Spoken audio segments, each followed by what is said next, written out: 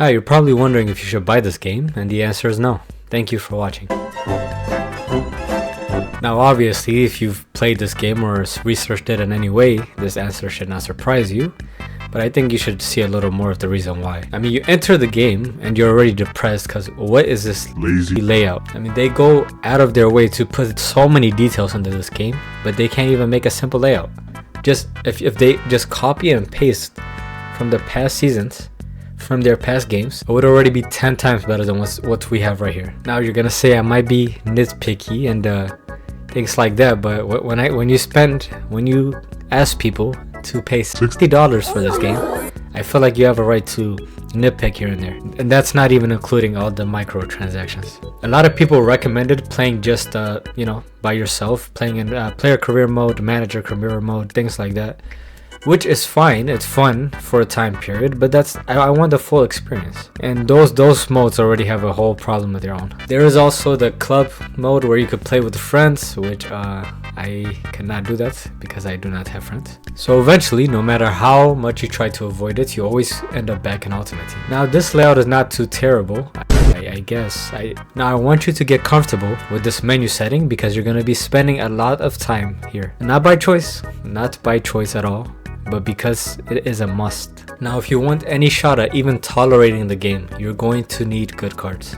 And if you're like me and you're really cheap, the best way to do it, or the only way to do it, is through SBCs. Unless you happily give EA all your money plus your right kidney, there's no way you're affording these prices. So your only other option might be the transfer market, but most people will do the SBCs. Now you probably downloaded this game or bought this game thinking that you're gonna play a football game, but no, this is a card collecting game with a football on the side. That's their secondary source.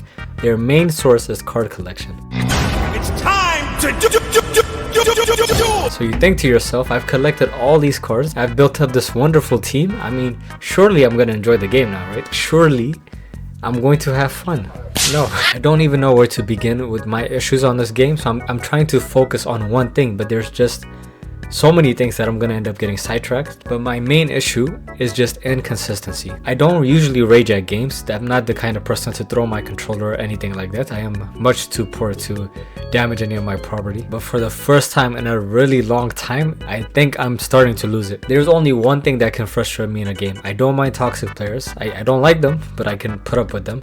I don't mind losing to bad players. I don't mind the lag. That's all my fault, that's my internet. My bad for being poor. But when I press a button, when I press the right button, the right set of buttons, I expect those to translate into the game. So when that connection is not made between me and the game, that is when it gets so frustrating. When I try to pass it and I aim it at the player I'm trying to pass it to, I expect the ball to reach there. So when the AI or whatever it is in the game decides that it wants to pass it to the other team, I get ever so close to jumping off a cliff. Now when it comes to these kind of the input not matching the output, we can go into shooting, passing, tackling. It does not even stop. Speaking of tackling, people are so scared to tackle now in this game that they don't even want to play against you. They will let the AI play against you.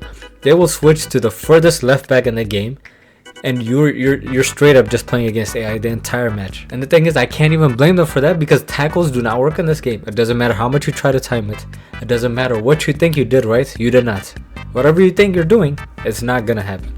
When I have a game where everything is flowing smoothly, all the attacking players are making the right runs, they're actually using their brain, and their ratings actually matter in the game, and they can actually sprint, I end up getting my hopes up. So when I go to the next game and they all act brain dead, and the defenders I instructed to stay back started sprinting down the sideline, the attackers I told to stay forward end up coming back into defense, where my players forget to move, they don't know how to make a touch, they don't know how to shoot, and there is nothing between the first game and the second game that changes, absolutely nothing. Yet for some reason the gameplay just turns to...